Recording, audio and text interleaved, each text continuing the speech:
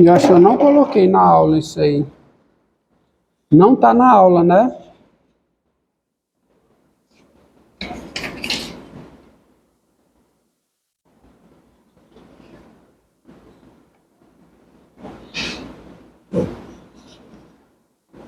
Ah, tá. Tá na aula, sim, tá na aula. Nós dizemos, seja P inteiro, dizemos que P é primo quando P é diferente de 0, P é diferente de 1, e P só possui divisores triviais. Tá certo? E P somente possui somente o quê? Divisores triviais. Por isso é um conceito nos inteiros. Seus únicos divisores são quem? 1, menos 1, ele e menos ele. Então o menos 3 é primo. O menos 7 é primo. O 7 é primo. O 11 é primo. O menos 11 é primo. Por quê? Porque isso é a definição de ser primo. Entendido aí? Tá? O que o número precisa satisfazer, o que o número inteiro precisa satisfazer para ele ser chamado de primo? Ele tem que ser diferente de 0, diferente de 1, diferente de menos 1, e só pode ter como divisores, seus divisores triviais. Ficou claro que é um número primo para vocês? É essa a definição de ser primo, tá? Espero que vocês tenham entendido.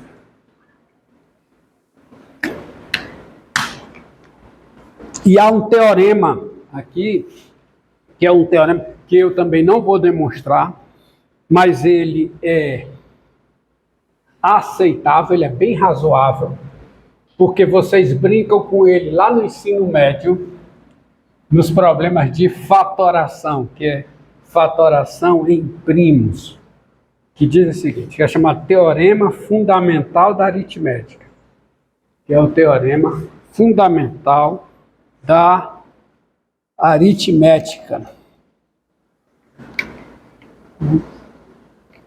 que é o seguinte teorema.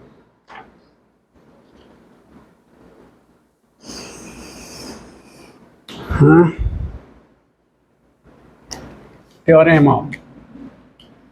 O que é um teorema? É uma afirmação verdadeira, mas ela é muito forte. Ela é muito forte e tem muitas consequências. É de grande utilidade, é um resultado. Pode ser difícil de demonstrar, pode ser muito forte, ou seja, é impactante, que é o teorema fundamental. Então, isso é uma proposição com essas propriedades. É muito forte, muito impactante, deriva muitas coisas dela, ou várias proposições são consequências dela, mas é uma proposição. Como é muito importante, como eu acabei de falar, recebe esse título de teorema. Então, você tem proposição, teorema e corolário. Além disso, você tem os chamados lemas, que depois eu vou explicar. Tá? Proposição. Seguinte.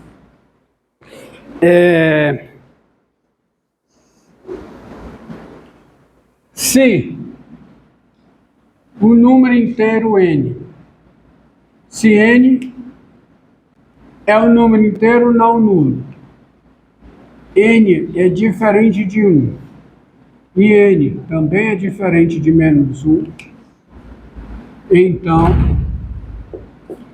existem únicos primos, existem únicos primos, únicos números primos, tá? Únicos primos, eu vou chamar assim primeiro, únicos números primos, P1, P2, PK,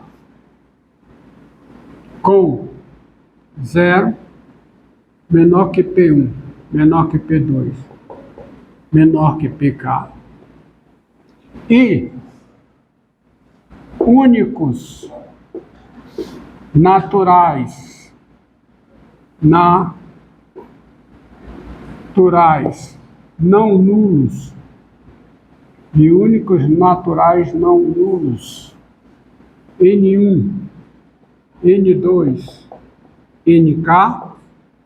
Únicos números naturais não nulos, N1, N2, NK, tais que o N é P1 elevado a N1 vezes, vou chamar de K para botar K1, K2, que eu já estou dando N, não tem nenhum problema, mas para não causar nenhuma confusão. Aí não, também não, porque é K, né? E únicos naturais não nulos. S1, S2, SK, tais que o N é P1 elevado a K1 vezes P2 elevado a K2 vezes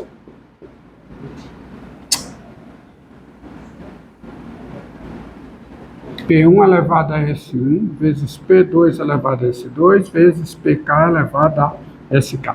Esse teorema é conhecido como teorema fundamental da aritmética. Esse é o conhecido como teorema fundamental da aritmética. Deixa aí, não mexe não. Deixa eu só ver um negócio aqui.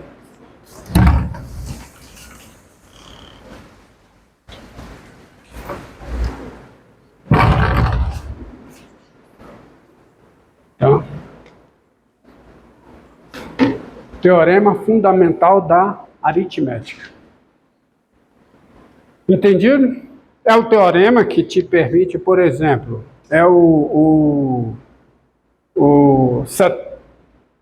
vamos lá, 210, tá? 210.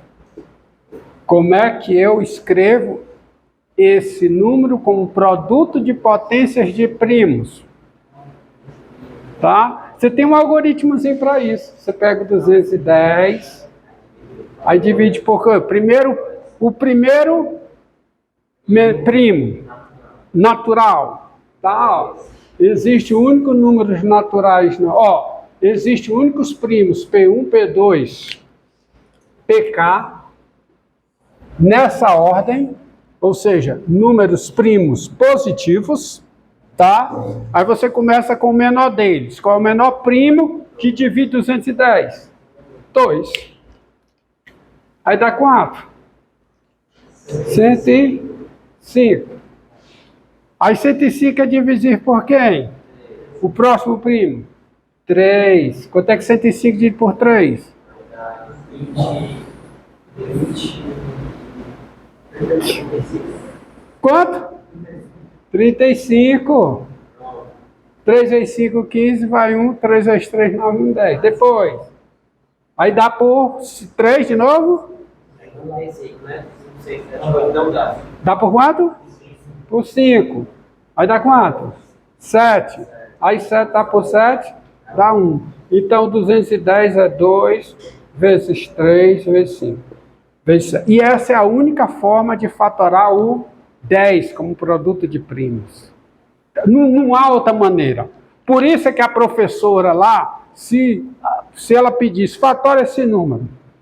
Se 2 alunos apresentarem assim, respostas diferentes, um dos dois está errado ou os dois estão errados. Não pode, entendeu? Ou os dois estão errados. Não pode os dois estarem certos. Por quê? Porque a fatoração é única, só tem uma resposta. Existem únicos primos, P1, PK, satisfazendo isso aqui, e únicos naturais não nulos, S1, SK, tal que isso é verdade. Fatoração por exemplo, 250. Dá quanto? 250. Dá quanto? 2. Dá quanto? 125. Por 5. Dá quanto? 25 por 5. Então, quem é o 250? É 2 vezes 5 a terceira. E essa é a única fatoração do 250. Só tem essa, não tem outra. Tá? Não tem essa fatoração, não tem outra fatoração. Só tem essa. Diga. Eu falar que em alguns outros lugares ele está definindo de forma diferente, por exemplo, a Wikipedia diz que o número primo ela estabelece que precisa ser natural e só considera os divisores naturais. Mas aí é um natural primo. Só que o conceito de primo existe o conceito de primo nos inteiros. Que quando restrito aos naturais coincide com isso que está aí. Tá certo? Mas a definição de primo que eu dei aqui é a definição nos inteiros.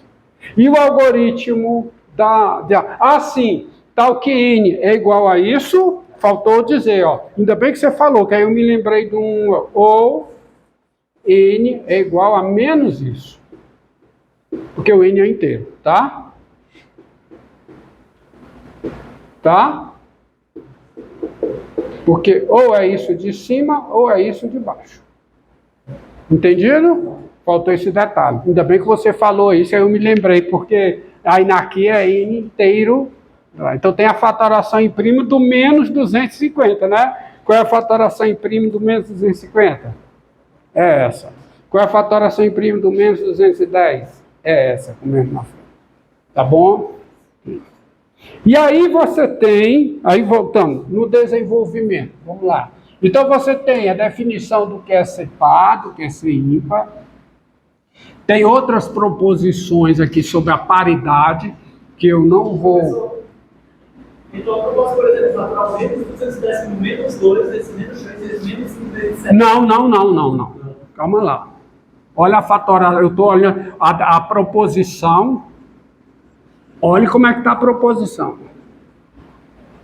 Proposição, existe única fatoração com os inteiros positivos, nessa ordem. Tá? Quando eu coloco essa condição aqui, é única a fatoração. Tá? Fatoração é única. Bem, essa equação aqui, essa pergunta aqui, ela não tem resposta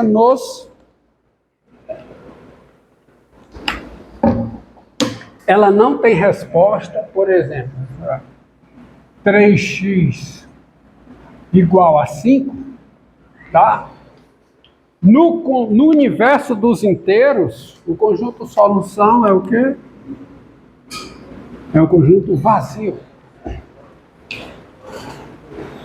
Aí eu preciso, tá, do conjunto dos números racionais, que é o conjunto para contar partes da unidade.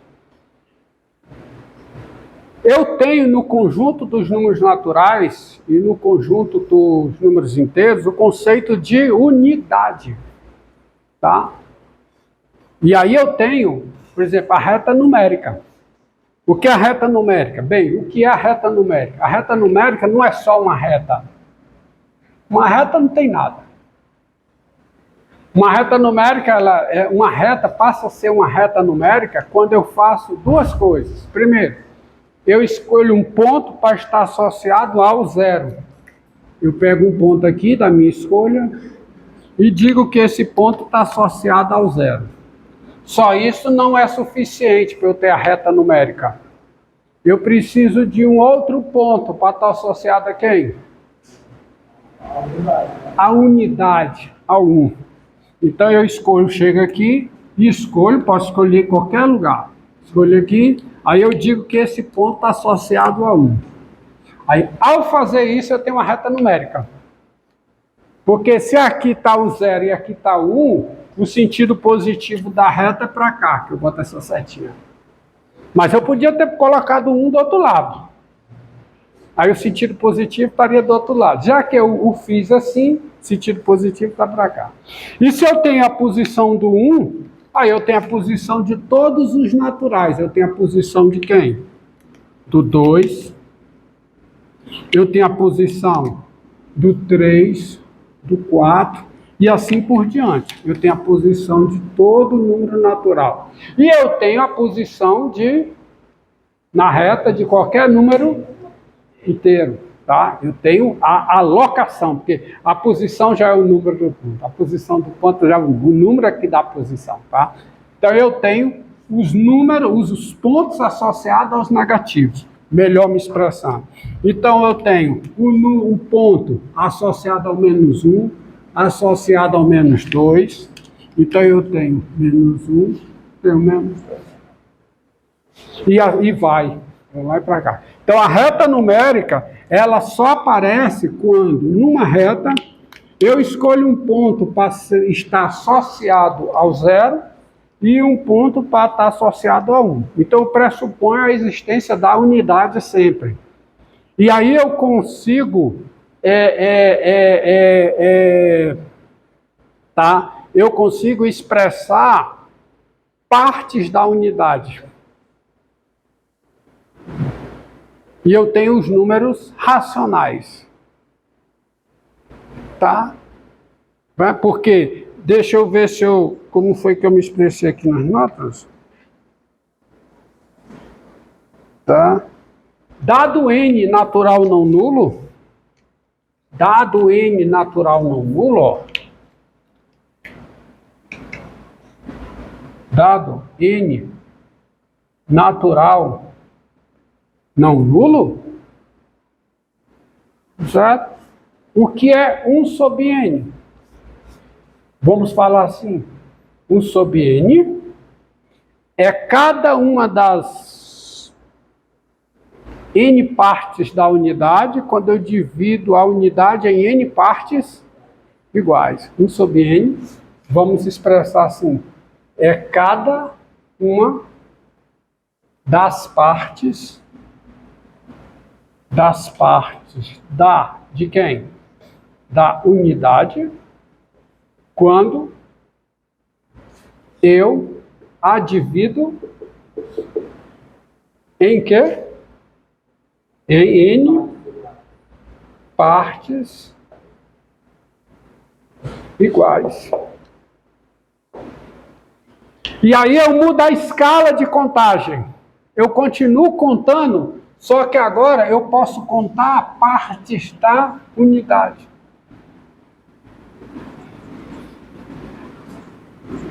Exemplo, eu tenho, está aqui, já que eu estou na reta numérica, por que não?